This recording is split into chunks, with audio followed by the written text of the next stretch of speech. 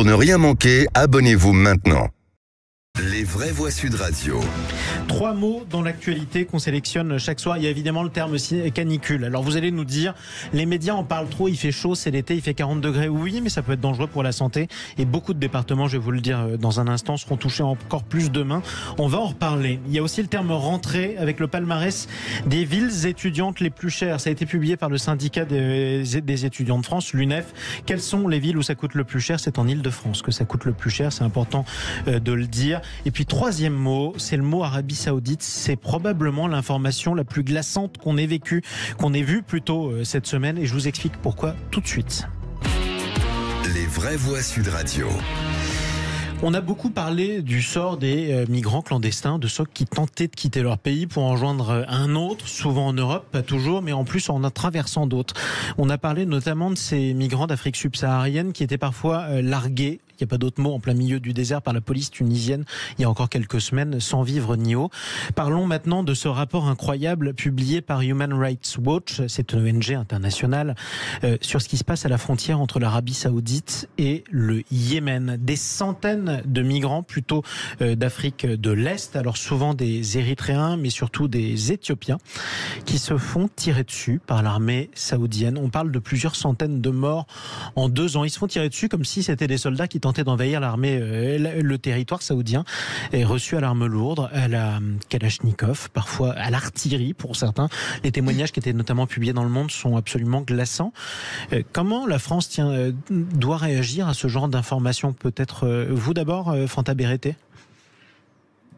Mais écoutez, je pense que on est tous consternés depuis qu'on a pris ces informations, mais de toute manière, on l'était déjà il y a quelques jours en voyant les images en plus en flux tendu sur les différents réseaux sociaux. Donc la position de la France, moi je suis pas là à cet instant T. Après, en tant que citoyenne, et j'ai envie de vous dire par rapport à mes origines citoyennes du monde, je me considère comme ça. Moi, je suis complètement effondrée du sort qu'on réserve à ces migrants, et je ne peux que me projeter aussi sur ceux qui vont devenir des migrants climatiques prochainement, parce que vous en avez parlé, cette canicule là qui s'abat sur nous. En fait, certains territoires atteignent déjà des températures qui sont très difficiles. Même en France, on a un certain nombre de personnes donc qui remontent du côté de la Bretagne ou d'autres territoires où il fait beaucoup plus frais, notamment pendant ces mois d'été. Nous avons les feux qui sont donc actuellement subis par les Canadiens, qui font qu'on a des déplacements entiers de population, quasiment 20 000 personnes parfois, qui sont transportées sur 1800 km. Donc moi, la grande question que je me pose, c'est qu'au moment où on va être complètement submergé par la question de la montée des eaux, de fortes chaleurs qui font que les gens ne peuvent plus rester sur place, comment allons-nous, sur chacun des continents, accueillir ces exilés climatiques? Et au-delà de l'accueil, d'abord, il y a la réception, même le passage. Là, on parle de civils, des femmes avec des enfants encore qui sont accueillis à l'arme lourde par l'armée saoudienne. Nicolas Corato. Ouais, c'est un sujet qui est pas nouveau, hein, la manière dont les pays du Golfe ou d'Arabie Saoudite traitent les réfugiés. On se souvient qu'en 2014, on avait le même problème, c'est-à-dire le refus de ces pays d'accueillir, et un refus violent d'accueillir notamment les réfugiés syriens sur leur territoire. Vous posiez la question de savoir comment la France pourrait réagir.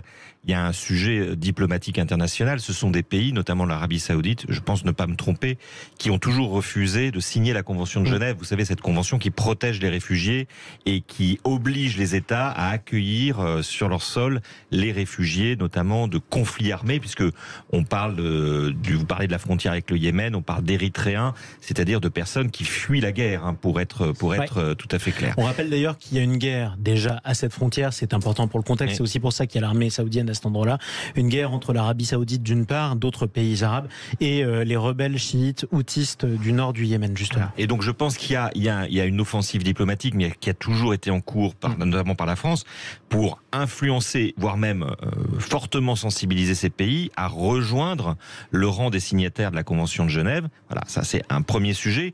qui n'est pas nouveau. Vous avez des rapports d'Amnesty International sur la situation dans la péninsule arabique depuis des années. Donc ça, il faut que la France continue ses efforts.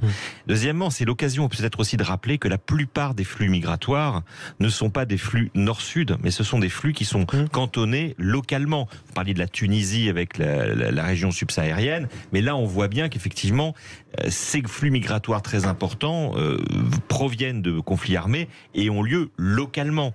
Et ça aussi, ça pose une question sur notre vision des flux migratoires. Je pense qu'il faut qu'on soit un peu moins concentré sur notre propre nombril, qu'on regarde un peu l'aspect des flux migratoires dans le monde et qu'on établisse aussi peut-être une nouvelle vision de ce que sont de ce qu'est la vie des réfugiés et de ce que sont les solutions et les décisions que peut prendre la communauté internationale. Et manifestement, ça pose une grave problématique. Il y a quand même une notion de crime contre l'humanité. Moi, je pense que tirer à vue sur des réfugiés qui passent une frontière, pour un État, même s'il n'est pas signataire de la Convention de Genève, ça devrait poser une difficulté qui ferait que la communauté internationale devrait réagir. On ne peut même pas parler de crime de guerre dans la mesure où il n'y a pas de guerre. En tout cas, ceux qui essaient de passer ne sont pas concernés par la guerre qui est sur place. Mais il faut lire vraiment les témoignages qui sont incroyables des quelques survivants qui expliquent qu'ils ont continué à courir en échappant aux balles, en laissant d'autres qui avaient perdu une jambe, deux jambes, ramper comme ça à côté de leurs enfants. Enfin, c'est absolument épouvantable. Parlons maintenant, évidemment, ça a l'air bien léger après une actualité pareille, de la rentrée étudiante, justement, la rentrée étudiante qui coûte de plus en plus cher. Alors c'est aussi dû à l'inflation, faut bien le dire. Le syndicat étudiant UNEF qui publie ce mardi son classement des 47 grandes villes universitaires en fonction du coût de la vie étudiante. Bon, pas de surprise, la capitale est la plus chère. C'est notamment dû au prix du logement. On va peut-être s'arrêter déjà sur ce premier point. Il y a des villes où c'est de plus en plus difficile de vivre, qu'on soit étudiant ou pas, parce que le coût de la vie est énorme. Nicolas ? Chaque année, c'est la même litanie. Ça fait longtemps, là aussi, que ça dure. Moi, j'ai souvent dit à cette antenne que je pensais que les étudiants étaient, je dirais, la population un peu sacrifiée de la crise Covid. On a fait beaucoup d'efforts pour les entreprises, beaucoup d'efforts pour les salariés.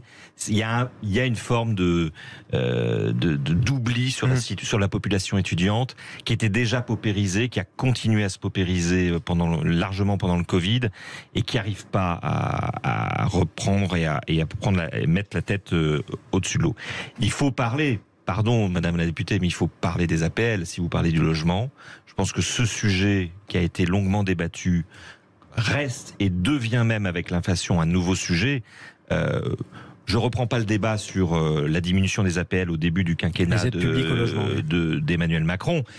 Il y a, à l'époque, quoi qu'on en pense, il y avait beaucoup moins d'inflation qu'aujourd'hui. Ce débat qui a été arbitré tel qu'il a été arbitré à l'époque devrait être ouvert au regard de l'inflation qui touche principalement aujourd'hui les étudiants qui cherchent désespérément des logements. J'ajoute à ce sujet, puisque vous parliez de l'Île-de-France, le sujet majeur des Jeux Olympiques, qui est en train de surenchérir avec, on le voit d'ailleurs avec la Coupe européenne, la Coupe mondiale de rugby, et on sait que pour en 2024 sera pas. Il faut que là aussi que le gouvernement se soucie du sort, et les collectivités locales se soucient du sort des étudiants. Mais manifestement, si les étudiants n'arrivent plus à se loger, ça veut dire que derrière, ceux qui arriveront à se loger n'arriveront pas à se nourrir, et donc n'arriveront pas à étudier, ou devront travailler 2 fois plus dans des petits jobs pour pouvoir étudier. Sachant que ce sera souvent dans cette ville. Il y a un risque de rupture de l'égalité des chances majeur. Sachant que dans cette ville, ce sera souvent dans 9 mètres carrés. En plus, il faut bien le dire.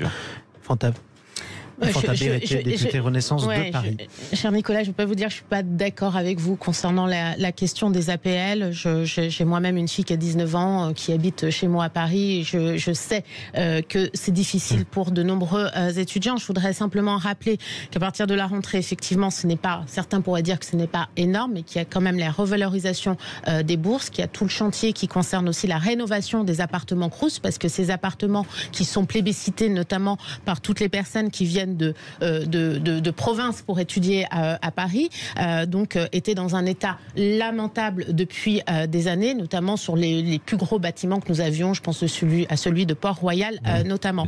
Je pense que sur le budget, effectivement, ça a été annoncé, donc il va falloir faire des économies, mais je pense, comme vous, qu'il y a des sujets sur lesquels on ne va pas pouvoir faire des économies. Et oui, pour moi, les jeunes ont été quelque part, en tout cas, se sont sacrifiés au moment de la Covid, et j'espère qu'avec un certain nombre de parlementaires, nous pourrons donc faire aboutir un certain nombre d'amendements qui auront pour objectif en fait de les accompagner au mieux, surtout dans cette période d'inflation.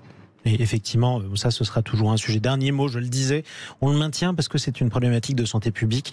C'est la canicule. Justement, je le rappelle, vous aurez beaucoup d'autres départements qui seront concernés et c'est rare. C'est pour ça qu'on en parle par la vigilance rouge de Météo France. Ça va concerner demain l'Ain, l'Aude, l'Aveyron, le Gard, le Gers, la Haute-Garonne, l'Hérault, l'Isère, la Loire, le Lot-et-Garonne, la Lozère, le Tarn-et-Garonne et le Vaucluse. Vous allez me dire, des départements, il fait souvent chaud, oui, mais pas autant que ça.